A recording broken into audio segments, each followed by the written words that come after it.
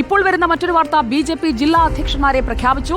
30 പേരുകളാണ് പ്രഖ്യാപിച്ചത്. 14 ജില്ലകളെ 30 സംഘടനാ ജില്ലകളായി ബി.ജെ.പി. തിരിച്ചിരുന്നു. പട്ടികയിൽ 3 സ്ത്രീകളുണ്ട്. വി.എസ്. രഞ്ജിത്ത് നൽകും വിവരങ്ങൾ. വി.എസ്. രഞ്ജിത്ത്, സംഘടനയിലെ തെരഞ്ഞെടുപ്പാണ്, അത് സമവായത്തിലൂടെയെന്ന് അധ്യക്ഷൻ പറയുമ്പോൾ പൂർണ്ണമായും സമവായത്തിലൂന്നിയുള്ള പട്ടികയാണോ ഇപ്പോൾ ജില്ലാ അധ്യക്ഷന്മാരുടെ കാര്യത്തിൽ കാണുന്നത്? വി.എസ്. രഞ്ജിത്ത്.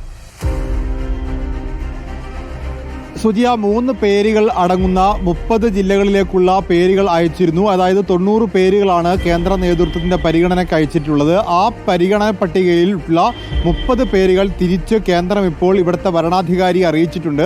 വരണാധികാരി ഓരോ ജില്ലയുടെയും വരണാധികാരിയെ ഇക്കാര്യം അറിയിക്കുന്നു. അതിൽ വളരെ പ്രധാനപ്പെട്ട ജില്ലകളുടെ വിവരങ്ങൾ നമുക്ക് ലഭ്യമായിട്ടുണ്ട്. ബാക്കി പൂർണ്ണ വിവരങ്ങൾ നമുക്ക് നാളെ നോമിനേഷൻ പൂർത്തിയാക്കിയാൽ മാത്രമേ മനസ്സിലാക്കാൻ സാധിക്കുകയുള്ളൂ. തിരുവനന്തപുരമായിരുന്നു ഇരു ഗ്രൂപ്പുകൾക്കും വലിയ സ്വാധീനമുള്ള ഗ്രൂപ്പ് സമവാക്യങ്ങൾ വലിയ രീതിയിൽ പ്രയോഗിക്കപ്പെട്ടിരുന്ന ജില്ലയാണ് തിരുവനന്തപുരം. പക്ഷേ ഇരു ഗ്രൂപ്പുകളുടെയും സ്ഥാനാർത്ഥിയല്ല അവിടെ ജയിച്ചിരിക്കുന്നു എന്നുള്ളതാണ്. കരമന ജയനാണ് അവിടെ ജില്ലാ പ്രസിഡന്റ് സ്ഥാനത്ത് കേന്ദ്രം വെച്ചിരിക്കുന്നത് എന്നുള്ളതാണ് വളരെ പ്രധാനപ്പെട്ട കാര്യം. മറ്റൊന്ന് കോഴിക്കോട് ജില്ലയാണ്. 2 ഗ്രൂപ്പും പി.കെ. കൃഷ്ണദാസ് പക്ഷത്തിൻ്റെയും വി. മുരളീധര പക്ഷത്തിൻ്റെയും വളരെ പ്രബലമായ മത്സരം നടക്കുന്ന 2 ജില്ലയായിരുന്നു കോഴിക്കോട്, രണ്ടാമത്തെ ജില്ല.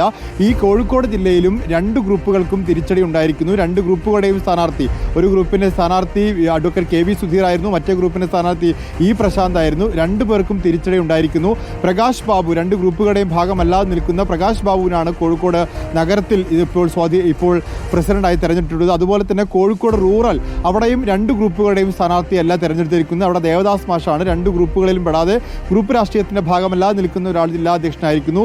അതുപോലെ തന്നെ തൃശ്ശൂർ ജില്ലയിൽ ജസ്റ്റിൻ ജേക്കബിനെ തെരഞ്ഞെടുത്തിരുന്ന ഒരു യുവാവായ ഒരു സ്ഥാനാർത്ഥിയാണ്. അതുപോലെ ആലപ്പുഴ സൗത്തിൽ സന്ദീപ് വചസ്പതിയാണ് ജില്ലാ അധ്യക്ഷനായി തെരഞ്ഞെടുക്കപ്പെടുന്നത്. കൊല്ലത്ത് രാജീവ് പ്രസാദ് ഉണ്ട്. അതുപോലെ തൃശ്ശൂർ സൗത്തിൽ നിവേദിത സുബ്രഹ്മണ്യം സ്ഥാനാർത്ഥിയാവുന്നു. അങ്ങനെ 3 വനിതകൾക്കും യുവാക്കൾക്കും ഒക്കെ പ്രാതിനിധ്യമുള്ള സംസ്ഥാന ഭാരവാഹികളെ കൂടുതൽ പരിഗണിക്കുന്നു.